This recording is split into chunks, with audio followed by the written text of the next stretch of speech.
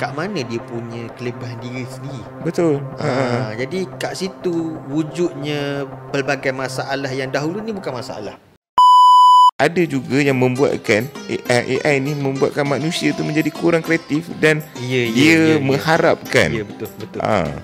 Sebab mengharapkan AI ni untuk berfikir untuk dia mudah. Macam sejak tahun lepas pun di universiti-universiti besar macam Oxford ataupun Harvard, Cambridge pun semua dia dah study dah apakah impact jangka panjang.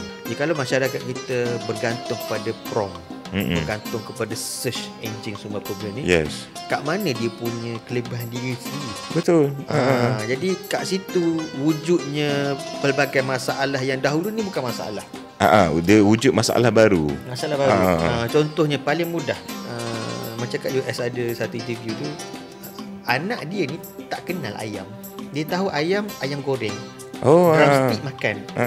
Bila ditunjuk ayam hidup dekat kebun, tak faham apa tu. Itu apa?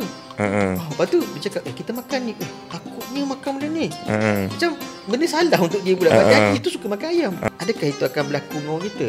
Ya, memang itu yang berlaku dengan orang kita sekarang lah. Dia termasuk juga ada satu klip yang ada saya tengok, orang ada interview dengan Elon Musk kan.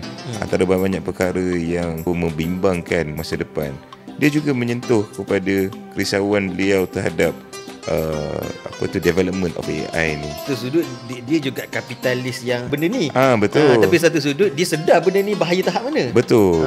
Itu yang kita nampak secara lokal ni. Apakah persediaan kita apabila kerajaan ingin memastikan kita memiliki database AI itu sendiri. Itu adalah salah satu langkah pertama untuk regulate dan untuk mengekalkan sistem tu dalam negara kita.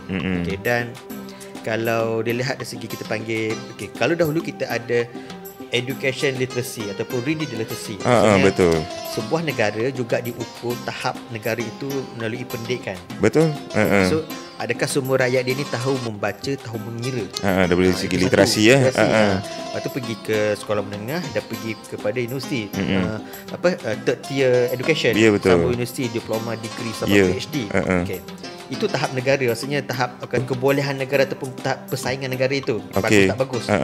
Sekarang dalam 2 tahun ni telah dimasukkan bahawa macam dalam World Economic Forum dipanggil AI literacy. Sejauh mana masyarakat sebuah negara itu mahir ataupun menggunakan AI. Sebab ini juga menjadi satu tarikan untuk pelabur nak masuk Malaysia. Sejauh mana. Itu sebab banyak program kerajaan nak peluas belajar AI semua benda. Tetapi in a way betul, bendanya baik, tetapi kalau cara gunanya salah, macam guna pisau tu salah, salah lah kan. Ya, betul.